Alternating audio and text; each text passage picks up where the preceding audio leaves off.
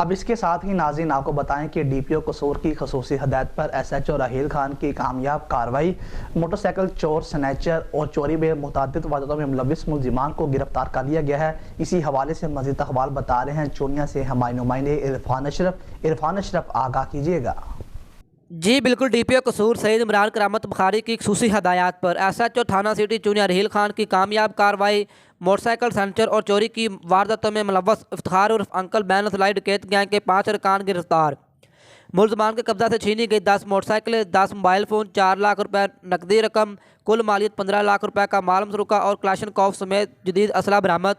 मुलजमान इंतहाई खतरनाक हैं जो जिला कसूर समेत लाहौर और दीगर अजला की पुलिस को संगीन वारदातों में मतलूब थे। मुलजमान की गिरफ्तारी के लिए डीएसपी चूनिया फ़तेह अहमद काहलू की सरबराही में एसएचओ राहील खान पर मुश्तमिल टीम तश्कील दे दी गई। पुलिस टीम ने अपनी पेशा वराना सलाहियतों और जदीद टेक्नोलॉजी को बरोए कार लाते हुए गैंग को ट्रेस करके गिरफ्तार किया।